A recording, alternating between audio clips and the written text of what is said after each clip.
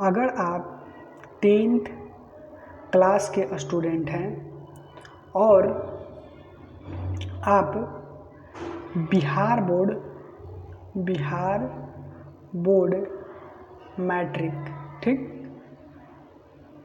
2025 में आप मैट्रिक का एग्ज़ाम देना चाहते हैं और आप चाहते हैं कि हिंदी में यानी 10th क्लास के मैट्रिक के हिंदी में जो 50 ऑब्जेक्टिव पूछा जाता है ठीक 50। अगर आप चाहते हैं कि 50 में 50 लाएं तो यहाँ पर रोज़ यानी कि रोज़ 10 से 12 क्वेश्चन आता है। अगर आप सोचिए 10 से 12 क्वेश्चन अगर आप रोज़ कीजिएगा तो आप कितना प्रश्न कर जाइएगा एग्ज़ाम तक, और एग्ज़ाम में आपका कोई प्रॉब्लम नहीं होगा। और इतना ही नहीं, मैं आपको प्रैक्टिस नहीं और आपको PDF नोट्स भी आपको यहाँ पर फ्री में मिलता है। तो PDF नोट्स कहाँ पर मिलेगा? जो प्रैक्टिस आपकी आज प्रैक्टिस की तो आखिर इसका PDF कब मिलेगा और कहाँ मिलेगा, वीडियो के लास्ट में मैं बताऊँगा। तो चलिए हम स्टार्ट करते हैं। जैसा कि आपको पता है कि हम लोग कर रहे थे विष के दांत, जो नलिन बिलोचन शर्मा के द्वारा लिखा गया है। ये बिहार बोर्ड 10th क्लास ठीक का है और VVI ऑब्जेक्टिव क्वेश्चन है ठीक। और आज का क्लास जो है वो आज का क्लास आपका क्या है, 5वां है ठीक। इससे पहले आप 4 क्लास नहीं देखे हैं। इससे पहले किसका, विष के दांत के 4 क्लास आप नहीं देखे हैं तो उसको देख लीजिएगा। 4 क्लास का ऑब्जेक्टिव हो चुका है और आज का जो क्लास है वो आपका 5वां है यानी कि 5 है। तो चलिए हम पहला प्रश्न स्टार्ट करते हैं। तो पहला जो प्रश्न है देखिएगा, पहला जो प्रश्न है वो ये है कि नलिन बिलोचन पहला प्रश्न 1, नलिन बिलोचन शर्मा किस शैली के आलोचक थे? नलिन बिलोचन शर्मा किस शैली के आलोचक थे? पुरातन शैली, आधुनिक शैली, काव्य शैली या इनमें से कोई नहीं? तो जो पहला का जो राइट आंसर हो जाएगा देखिएगा, पहला का जो राइट आंसर हो जाएगा वो हो जाएगा B यानी कि आधुनिक शैली। आंसर क्या हो जाएगा आपका? B हो जाएगा। चलिए अगले प्रश्न देखते हैं। अगला प्रश्न है कि अगला जो प्रश्न है यानी कि दूसरा प्रश्न है कि नलिन बिलोचन जी की मृत्यु कब हुई थी? नलिन बिलोचन जी की मृत्यु कब हुई थी? 1960, 1958, 1961, 1959 बताइएगा। तो दूसरा का जो राइट आंसर हो जाएगा आपका वो हो जाएगा C यानी कि 1961 में। आंसर क्या हो जाएगा? आंसर C हो जाएगा ठीक। चलिए अब हम देखते हैं आपका तीसरा प्रश्न। ओके, तीसरा प्रश्न है कि ये पूछा गया है कि नलिन बिलोचन शर्मा का जन्म कब हुआ था? ये 2019 में पूछा गया है। 1918 में हुआ था या 1818 में हुआ था या 1819 में हुआ था या 1916 में हुआ था? तो बताइएगा कि तीसरा का राइट आंसर क्या हो जाएगा। तो तीसरा का जो राइट आंसर होगा वो आपका हो जाएगा D यानी कि 1916 में। आंसर D यानी कि नलिन बिलोचन शर्मा जी का जन्म कब हुआ था? 1916 में। चलिए अगला प्रश्न देखते हैं। अगला प्रश्न है आपके सामने है कि यानी चौथा, नलिन बिलोचन शर्मा की माता का नाम क्या था? नलिन बिलोचन शर्मा की माँ का नाम क्या था? रत्नावली शर्मा, कमलावती शर्मा, बिंदु शर्मा या सुलोचना शर्मा, बताइएगा।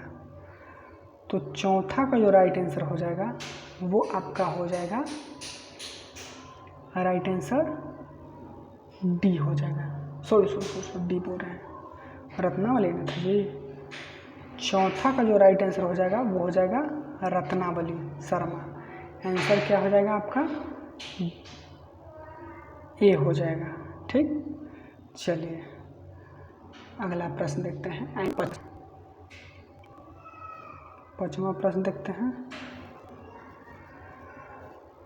पांचवा प्रश्न है, पांचवा, नलिन बिलोचन शर्मा जन्मतः कौन से भाषा भाषी थे? नलिन बिलोचन शर्मा जन्म से कौन सी भाषा भाषी थे? संस्कृत, मगही, हिंदी या पटना? तो पांचवा का जो राइट आंसर हो जाएगा वो आपका हो जाएगा पांचवा का जो राइट आंसर हो जाएगा वो हो जाएगा पटना। ठीक, क्योंकि इनका पटना में ही जन्म हुआ था। आंसर डी हो जाएगा। ठीक, चलिए अब हम अगले प्रश्न की ओर चलते हैं। छठा प्रश्न है, छठा, नलिन बिलोचन शर्मा का जन्म कहाँ हुआ था? नलिन बिलोचन शर्मा का जन्म कहाँ हुआ था? दिल्ली में, कलकत्ता में, पटना में या उत्तर प्रदेश में, बताइएगा। तो छठा का जो राइट आंसर हो जाएगा वो आपका हो जाएगा, छठा का वो आपका राइट आंसर हो जाएगा वो हो जाएगा सी, यानी कि पटना में ही इनका जन्म हुआ था। आंसर आपका हो जाएगा सी।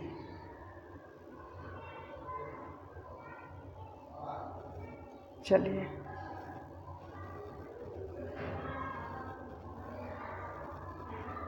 ये देखिए पूछा गया प्रश्न है सतमा प्रश्न है कि विष के दांत के लेखक कौन हैं? विष के दांत के लेखक कौन हैं? नलिन बिलोचन शर्मा, यतीन्द्र मिश्र या अशोक वाजपेयी या मैक्स मूलर? तो सतमा का जो राइट आंसर होगा वो आपका हो जाएगा सतमा का जो राइट आंसर हो जाएगा वो हो जाएगा नलिन बिलोचन शर्मा। आंसर क्या हो जाएगा? ये हो जाएगा। चलिए अब अगले प्रश्न की ओर। अगला प्रश्न है, देखिएगा, अगला जो प्रश्न है वो ये है, यानी कि 8वां, विष के दांत कहानी किस वर्ग के अनेक अंतर्विरोधों को उजागर करती है? मध्य वर्ग, उच्च वर्ग, निम्न वर्ग या दलित वर्ग? तो 8वां का जो राइट आंसर हो जाएगा वो आपका हो जाएगा मध्य वर्ग, यानी कि ए हो जाएगा। आंसर क्या हो जाएगा? ए। आंसर ए हो जाएगा।